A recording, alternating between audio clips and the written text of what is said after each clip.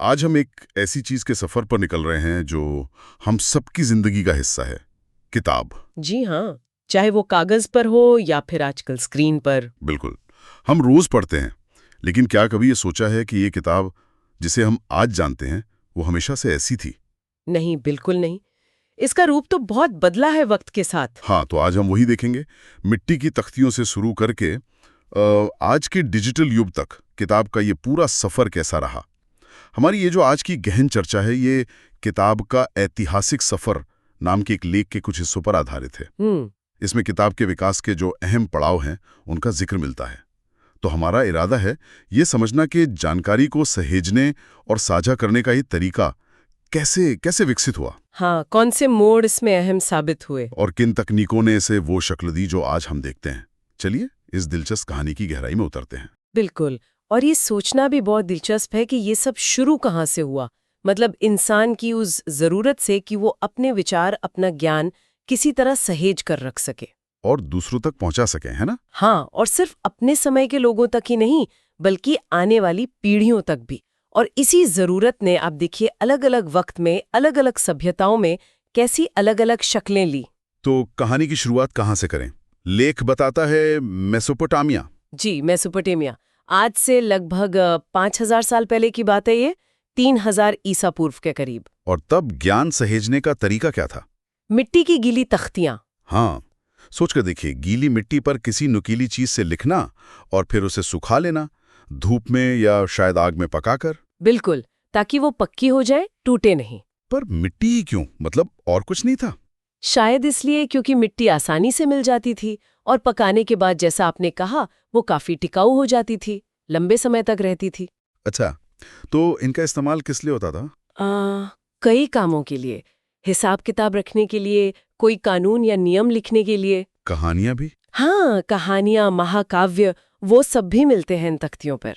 लेकिन जरा सोचिए, ज्ञान कितना भारी रहा होगा। हाँ, वजनदार। एक लाइब्रेरी का मतलब तो मिट्टी की हजारों तख्तियों का ढेर। बिल्कुल। और जानकारी को एक जगह से दूसरी जगह ले जाना, वो तो करीब करीब नामुमकिन सा था। ज्ञान एक तरह से स्थिर हो गया था, है ना, एक ही जगह पर। हाँ, बिल्कुल। वो एक भौतिक चीज थी जिसे संभालना पड़ता था। इससे ज्ञान का फैलना बहुत सीमित रहा होगा। सही बात है, ज्ञान का वजन सच में बहुत ज्यादा था। खैर, फिर कहानी आगे बढ़ी। हम पहुंचे प्राचीन मिस्र। जी, लगभग 2400 ईसा पूर्व। और यहाँ एक नया माध्यम आया, पेपिरस। लेख में लिखा है कि यह किताब के शुरुआती रूप जैसा था, पेपिरस स्क्रॉल। पेपिरस का आना वाकई एक बड़ा कदम था। ये बनता कैसे था? ये एक पौधा होता है, हाँ। पेपिरस। हम्म। उसके तने से उसकी परतें निकालकर उन्हें चिपकाकर एक लंबी शीट बनाई जाती थी। अच्छा। और फिर उसे रोल कर देते थे तो वो स्क्रोल बन जाता था। तो ये मिट्टी से तो बेहतर रहा होगा। हाँ, बिल्कुल। मिट्टी की तख्तियों के मुकाबले ये बहुत हल्का था। इसे लपेट कर कहीं ले जाना भी आसान था। यानी जानकारी अब थोड़ी पोर्टेबल हो गई। हाँ, सही मायनों में पहली बार। और मिस्र में इसका खूब इस्तेमाल हुआ। उनके जो बड़े बड़े दफ्तर थे, मंदिर थे, शाही दरबार थे, वहां रिकॉर्ड रखने के लिए ये बहुत काम का साबित हुआ। तो क्या इसने ज्ञान को थोड़ा गतिशील बना दिया, मतलब फैलने में मदद की? हाँ, कुछ हद तक तो जरूर। ज्ञान अब एक जगह से दूसरी जगह जा सकता था। लेकिन पेपिरस बनाना भी कोई आसान काम नहीं था। वो महंगा भी था और हर तरह के मौसम के लिए ठीक नहीं था। अच्छा, नमी वाले इलाकों में? हाँ, नमी वाली जगहों पर ये जल्दी खराब हो जाता था। और फिर ये स्क्रॉल वाला जो फॉर्मेट था, उसमें कोई खास हिस्सा ढूंढना हो तो वो बड़ा मुश्किल था। आपको पूरा स्क्रोल खोलना पड़ता था। अरे हाँ, ये तो है। तो ये मिट्टी से बेहतर जरूर था, पर इसमें भी अपनी सीमाएं थीं।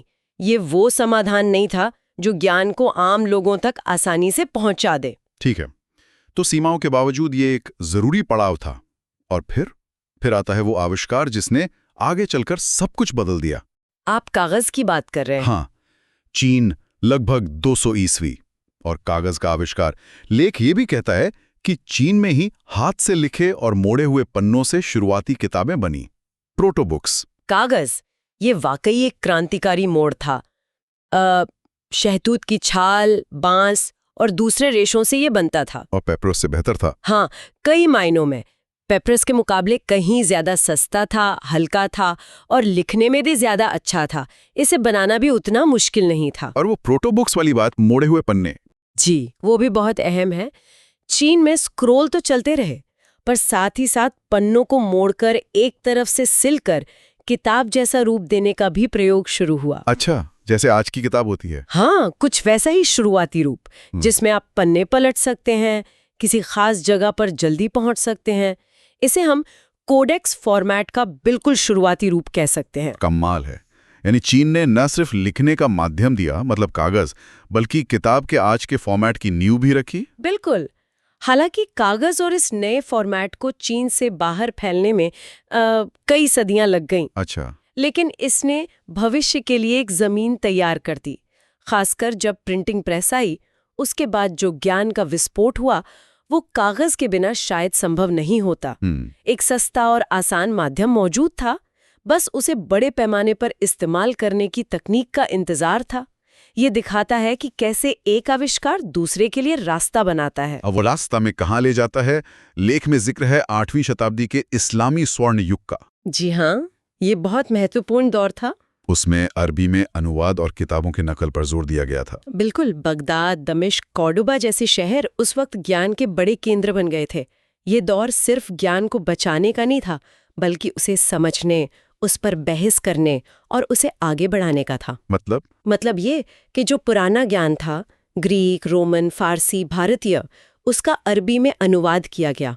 सोचिए, अरस्तु, प्लेटो, यूक्लिड जैसे बड़े बड़े दार्शनिकों और वैज्ञानिकों का काम न सिर्फ उसे बचाया गया, बल्कि उस पर टीकाएं लिखी गईं, उसमें नए विचार जोड़े गए। वाह। बगदाद में एक जगह थी, बैत अल हिकमा, यानी हाउस ऑफ विजडम।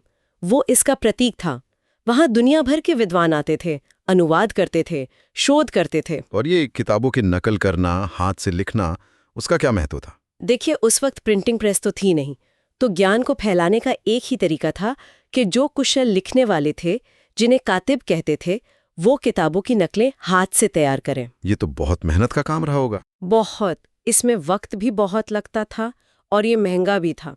लेकिन इसी के जरिए ज्ञान एक शहर से दूसरे शहर पहुंचा, एक पीढ़ी से दूसरी पीढ़ी तक गया। इस दौर ने दिखाया कि उस वक्त ज्ञान को कितना महत्व दिया जाता था। उसे बचाना और फैलाना एक तरह की सामाजिक और बौद्धिक जिम्मेदारी समझी जाती थी। ये सोचने वाली बात है। हाँ, कि आज जब जानकारी इतनी आसानी से मिल जाती है, क्या हम उसे बचाने और उसकी गहरी समझ को उतना ही महत्व देते हैं? ये वाकई एक जरूरी सवाल है। और इसी सवाल के साथ हम पहुंचते हैं उस मुकाम पर जिसे शायद किताब के इतिहास का सबसे बड़ा मील का पत्थर माना जाता है। आप गुटेनबर्ग की बात कर रहे हैं? हाँ, यूरोप लगभग 1415 ईस्वी और योहानस गुटेनबर्ग की चल टाइप वाली प्रिंटिंग प्रेस लेख इसे आधुनिक किताबों का जन्म कहता है। प्रिंटिंग प्रेस, ये वाकई एक धमाका था। इसने सब कुछ बदल दिया। क्यों? क्या खास था इसमें? खास ये था कि इसने पहली बार किताबों का बड़े पैमाने पर उत्पादन संभव बनाया। सोचिए, हाथ से नकल करने में जहां महीनों लग जाते थे, हाँ। आप प्रिंटिंग प्रेस से एक दिन में सैकड़ों कॉपी छापी जा सकती थीं। तो किताबें सस्ती हो गई? नाटकीय रूप से। कीमतें बहुत गिर गईं। अब ज्ञान सिर्फ कुछ खास लोगों जैसे मठों या विश्वविद्यालयों या अमीरों तक सीमित नहीं रहा। वो धीरे धीरे आम लोगों की पहुंच में आने लगा। तो क्या ये सिर्फ रफ्तार और कीमत की बात थी या कुछ और भी था? नहीं, उससे कहीं ज्यादा। प्रिंटिंग ने मानकीकरण लाया, मतलब स्टैंडर्डाइजेशन। मानकीकरण कैसे? ऐसे कि अब एक किताब की सभी प्रतियां लगभग एक जैसी होती थीं। इससे विचारों और सूचनाओं का सही फैलना संभव हुआ। पहले जब हाथ से नकल करते थे तो गलतियां होने का डर रहता था। अच्छा, हाँ। प्रिंटिंग ने ज्ञान को ज्यादा स्थिर और भरोसेमंद बनाया। और इसका असर सोचिए, जैसे मार्टिन लूथर के विचार इतनी तेजी से फैले और प्रोटेस्टेंट सुधार आंदोलन हुआ, या वैज्ञानिक क्रांति के दौरान नए नए आइडियाज इतनी जल्दी सब तक पहुंचे। ये सब प्रिंटिंग प्रेस के बिना शायद नहीं हो पाता। नीति, धर्म, विज्ञान, हर चीज को गहराई से बदल दिया। तो इसका असर कागज या पेपरस से भी ज्यादा बड़ा था? हाँ, क्योंकि ये सही समय पर आया। यूरोप में उस वक्त बदलाव की एक लहर चल रही थी और कागज जैसा सस्ता माध्यम पहले से मौजूद था, तो इसका असर बहुत तेज और बहुत व्यापक हुआ। वाह, यानी प्रिंटिंग प्रेस ने एक तरह से ज्ञान के लोकतंत्रीकरण की शुरुआत की। बिल्कुल कह सकते हैं। और फिर सदियों तक प्रिंटिंग तकनीक बेहतर होती गई, किताबें और सस्ती हुईं और सुलभ हुईं, और अब हम आ पहुंचे हैं 21वीं सदी में, डिजिटल युग। जी हाँ, डिजिटल युग। लेख में ई बुक्स और ऑडियो बुक्स का जिक्र है। हजारों किताबें एक छोटी सी डिवाइस में या फिर आवाज के रूप में हमारे साथ। ये एक और बहुत बड़ा बदलाव है। भौतिक रूप से हम डिजिटल की ओर जा रहे हैं। इसके फायदे तो साफ दिखते हैं। हाँ, फायदे तो है, जैसे जानकारी तुरंत मिल जाती है, आप कहीं भी पढ़ सकते हैं, सुन सकते हैं। कुछ खोजना हो तो वो बहुत आसान है। शायद पर्यावरण के लिए भी कुछ फायदे हों। लेकिन यहाँ भी कुछ सवाल हैं। हाँ, कुछ गहरे सवाल उठते हैं। पहला तो है स्थायित्व का, मतलब ड्यूरेबिलिटी। क्या डिजिटल फाइलें उतनी ही टिकाऊ हैं जितनी अच्छी क्वालिटी के कागज पे छपी किताब? टेक्नोलॉजी बदलती रहती है, फाइल फॉर्मेट पुराने हो जाते हैं। क्या 100 साल बाद भी हम आज की ई बुक्स पढ़ पाएंगे? ये तो सोचने वाली बात है। और दूसरा, पढ़ने के अनुभव का सवाल है। क्या स्क्रीन पर पढ़ने का हमारे दिमाग पर वैसा ही असर होता है जैसा कागज पर? कुछ स्टडीज तो कहती हैं कि कागज पर पढ़ने से ध्यान ज्यादा लगता है और चीजें बेहतर याद रहती हैं। अच्छा। और तीसरा, जानकारी की अधिकता, मतलब इंफॉर्मेशन ओवरलोड। क्या सब कुछ उपलब्ध होने से हम किसी एक चीज पर गहराई से ध्यान देने की क्षमता खो रहे हैं? कहीं हम सतही पाठक तो नहीं बनते जा रहे? और ऑडियो बुक्स, क्या सुनना और पढ़ना एक ही बात है? ये भी एक दिलचस्प बहस है। ऑडियो बुक्स जानकारी लेने का एक और आसान तरीका है, खासकर जब आप सफर कर रहे हो या कोई और काम कर रहे हो। हाँ, मल्टीटास्किंग के लिए अच्छा है। जी, लेकिन क्या ये पढ़ने के बराबर है? जब हम पढ़ते हैं तो हमारी आंखें, हमारा दिमाग जिस तरह शब्दों और वाक्यों को प्रोसेस करता है, क्या सुनने में भी ठीक वैसा ही होता है? शायद नहीं।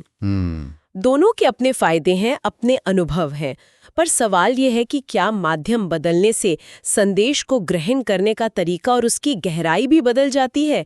क्या डिजिटल युग में किताब का मतलब ही बदल रहा है? तो अगर हम इस पूरे सफर को देखें, मेसोपोटामिया की वो भारी मिट्टी की तख्तियां, फिर मिस्र के हल्के पपायरस स्क्रोल्स, चीन का क्रांतिकारी कागज और वो शुरुआती कोडेक्स, इस्लामी स्वर्ण युग के वो अनमोल अनुवाद और हाथ से लिखी नकलें, गुटेनबर्ग की वो युगांतरकारी प्रिंटिंग प्रेस, और अब ये डिजिटल स्क्रीन और आवाजें। किताब का ये सफर वाकई कमाल का रहा है। ये दिखाता है कि इंसान ने जानकारी को दर्ज करने, सहेजने और साझा करने के लिए लगातार नए और बेहतर तरीके खोजे हैं। निश्चित रूप से। और हर नया कदम पिछले की नींव पर खड़ा हुआ है। मिट्टी की सीमाओं ने पेपायरस को जन्म दिया, स्क्रोल की मुश्किलों ने कोडेक्स यानी आज की किताब के रूप को प्रेरित किया, हाथ से लिखने की धीमी रफ्तार ने प्रिंटिंग की जरूरत पैदा की, और भौतिक किताबों की सीमाओं ने डिजिटल की राह खोली। बिल्कुल।